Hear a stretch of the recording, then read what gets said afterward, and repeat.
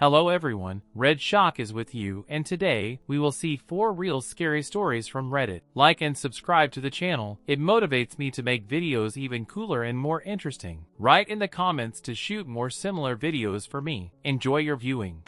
I found a strange website. When I was a kid, I found an adult website called don'twakethem.com. It was sometime in 2010 to 2011 when I was 13. You may be wondering why a 13-year-old boy ended up on such a site. Well, I had unlimited internet access, and I was a weird guy. You can judge me for that. The site was very similar to Web 1.0 with a black background and the site name at the top of the page. Everything was written in Comic Sans font. There were photos of sleeping people on this site, usually women with the name of the sleeper under each image. I guess it was a site for people who, for some reason, enjoy watching the sleepers, because many of the sleepers were wearing clothes or under a blanket. Some of them were a little naked, but it wasn't intentional. It seemed like they were just sleeping people as they are. The photos, as far as I remember, were taken in ordinary bedrooms. The room was dark, but the sleeper could still be seen, because the photographer used a flash, not thinking that this was why the person was waking up. Since the site only showed photos of the subject sleeping, I remember visiting this site a couple of times, mostly to go to other photos. However, I didn't visit it too often, as the general atmosphere of the site scared me. It was so strange and sophisticated that it gave me goosebumps. As a result, I found new sites where I could have fun, and forgot about this site for many years. In the end, I weaned myself off my prepubescent addiction, as I once caught a monstrous virus on the family computer and instead focused on trying to get a girlfriend. You know, the usual teenage shit. Anyway, let's fast forward to a couple of days ago. I was listening to a podcast promoting Casper mattresses, which somehow reminded me don'twakethem.com. A bunch of old memories popped up in my head, and I decided to Google it. The site was no longer there. It has been deleted. Instead, I found myself on sites with similar names. As a joke, I decided to score the URL of this Wayback Machine site and return to the 2011 year. Suddenly, a familiar black background and text written in Comic Sans font appeared on my screen, as well as a bunch of images of sleeping people. It was as strange as I remembered. However, this time I noticed something that I hadn't noticed more than a decade ago. All the bedrooms looked different for the site, which specializes in very narrowly focused photos. There were strangely many of these photos. Previously, in those staged photos, as a rule, the same scenery was reused. It's usually just someone's apartment. However, each bedroom looked different here. The walls were painted in different colors depending on the image. Some of the bedrooms had windows, and some did not. And none of the bedrooms had furniture arranged in the same way. Maybe it was a group of people doing it independently in the same style. They took pictures and sent them here. It seemed the most logical and least creepy explanation. Painfully fascinated by this site, I continued to scroll through it. There were dozens and dozens of images of sleeping people, made in some strange, quirky way. I also noticed there were photos not only of adults sleeping. Everyone was dressed anyway, but still, scrolling through, I came across a photo of a children's bedroom, which had the same Spider-Man sheets as I had as a child. In fact, this guy had the same posters in his room as me, and the same bionic figurine on the bedside table that I have. With growing fear, I looked at the name under the image. That was my name. Okay, so what the hell? How did this photo of me appear on this site? It didn't look like the photo my family took. It was in the same style as all the other images on this site. With the same flash, I searched the site for some kind of email address or contact, but found nothing. I moved a little further along the date on the Wayback Machine, hoping that maybe the site would publish the contact. Later, the site existed only until 2014 year. After that, it was constantly updated with new images, but there was no contact information there. I scrolled back to 2011, but there's nothing there either. I tried Googling this site to see if anyone had talked about it, and found almost nothing, as if no one else knew about this site. I wasn't sure what else to do, or where to even discuss something like this. I decided to put this strange site out of my mind, and hoped that in the morning it would all make more sense. The next morning, after a fairly light sleep, I checked the site again on the Wayback Machine. However, this site was no longer in the archives. According to the Wayback Machine, someone demanded to delete the site. What the hell? Was the site closed because I looked at it? How could someone have found out about it? If only maybe I hadn't seen this site. Maybe I imagined it, or I confused it with a dream. I don't know what it was, but at that moment it seemed like the best explanation. I mean, there was no evidence that any of this existed outside of my head, right? I spent my day trying unsuccessfully to get it all out of my head. I put on my headphones and started listening to the podcast to fall asleep. I had nightmares in which a bright flash kept hitting me in the face. Going back to this morning, I saw that I received an email from someone under the nickname Zasonia. Just that nick made my stomach turn. Taking a deep breath, I opened the letter. The only thing contained in the email was a photo of me taken while sleeping with that very branded camera flash. What really scared me was that in the photos I was wearing the same headphones as last night.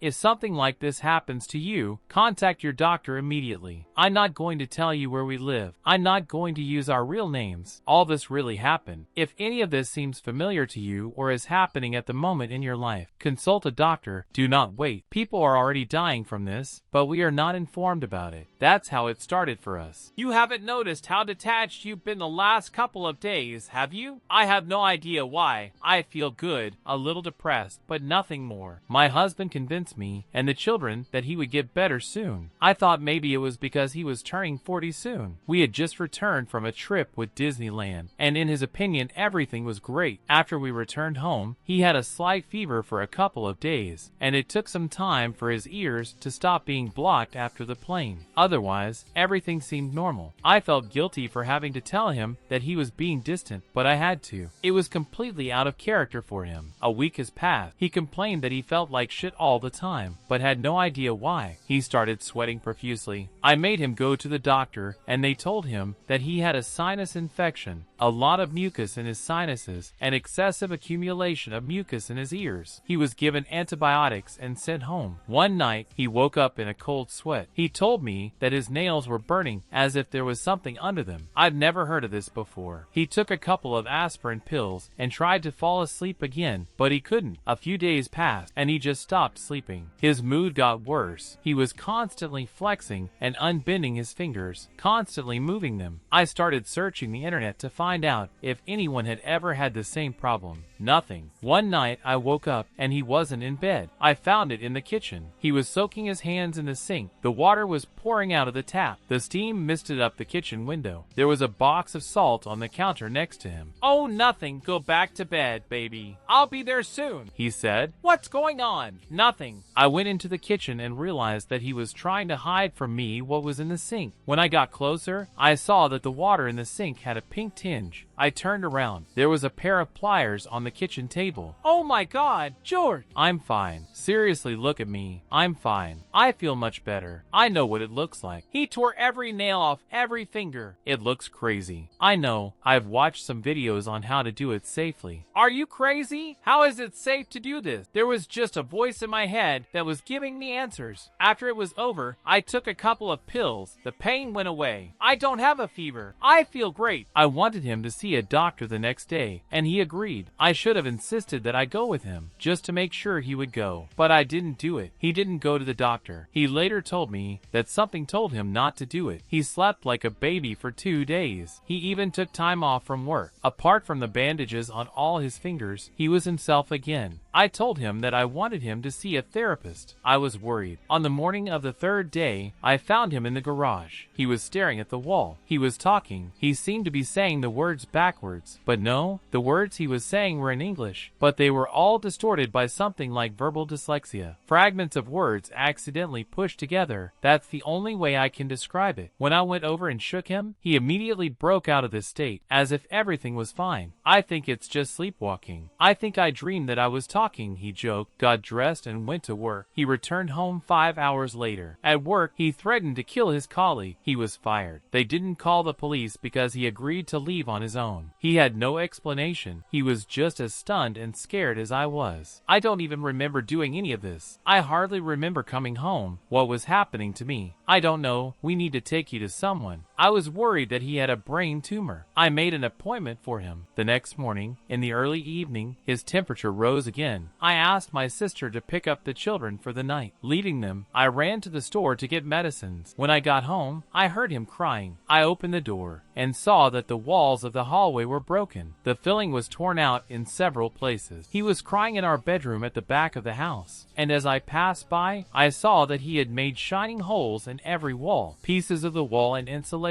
inside were pulled out and scattered throughout the house. Bloody handprints were everywhere. I found it in our bedroom. He was naked and huddled in a corner. There was a sledgehammer on the floor next to him. Blood was dripping from his fingers, and all the bandages had come off. Holly, Holly, what the hell is wrong with me? He was covered in sweat and his own blood from his hands. I put my hand to his forehead. He was burning all over. Oh my God, Holly, what's wrong with me? You're burning up. There's something in the walls. Baby, I can hear it. It won't stop talking to me. It's driving me crazy. You need an ambulance. Yes, I need an ambulance. I ran to the bathroom and got some ice water. I had no idea how long it would take the ambulance to get to us. We lived 20 miles from the city. I called 911, pouring all the ice from the freezer into the tub. There wasn't much of it, so I threw all the frozen food we had into the water. I went back into the room to help him up. His body was so slippery that it was difficult for me to hold him. He could barely make it to the bathroom, slipped and fell into the tub. I heard a bone crunch in his leg, but he didn't even react to it. But he reacted too coldly to the water. No, too coldly. He was trying to get out of the tub. He started muttering incomprehensible words again. He begged me to help him get out of the cold tub. I tried to explain to him that he needed to cool down, but then he started convulsing. I didn't know what to do. I held his head above the water and tried not to let him hurt himself. I saw that his leg was broken. She flopped around the tub like a rubber snake. His head dipped into the water from time to time. I tried my best to keep his face above the water. I heard an ambulance arrive outside, and his convulsions gradually stopped. I felt something warm running down my arm, which was around his head. A large centipede-like insect crawled out of his ear onto the top of my arm. I instinctively jerked and saw the insect plop into the water. My only thought was to get him out of the water. I was pointing my hand into the water next to the insect. It writhed and convulsed until finally it stopped moving. What's going on, George? Why am I so tired? Help me. By the time we got to the emergency room, my husband's fever had already passed. He spoke normally. Except for a broken leg and arms, he was fine. I pulled that insect out of the water with a plastic bag and gave it to the doctor in the emergency room. When he saw it, he immediately put the package in his coat pocket. He didn't ask me any questions about it. They wanted to keep George overnight for observation. They gave him a sedative, which finally knocked him out. I fell asleep in the armchair next to his bed. It was the middle of the night when a new doctor entered the room, whom I had not seen before. When my eyes focused, I saw that he had his finger pressed to his closed lips, and he had several objects in his hands. He squatted down next to my chair and whispered, "I need to check something. Please keep quiet, okay?" I nodded. He walked up to my husband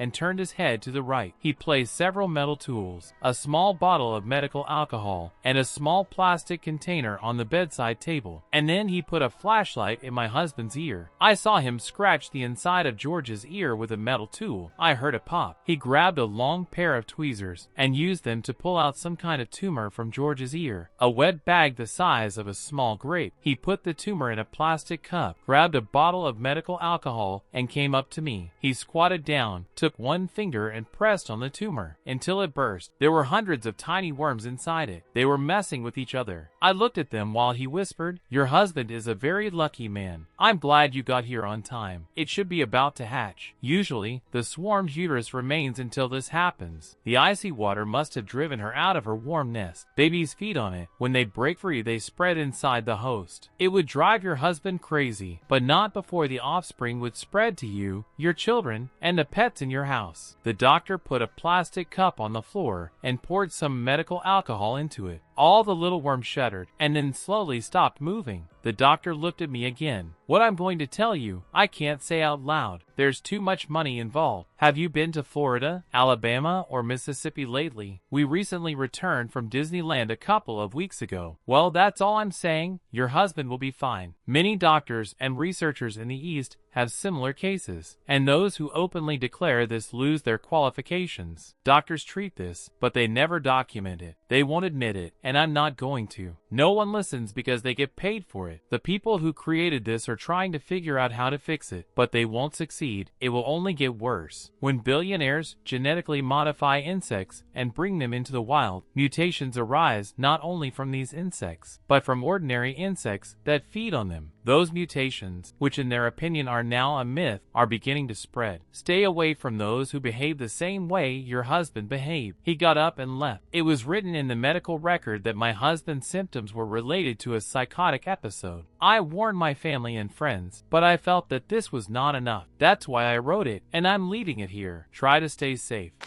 That's all. Thanks a lot for watching. Like and subscribe to the channel. Write in the comments if you liked this video. You can also watch the new videos that are currently on your screen.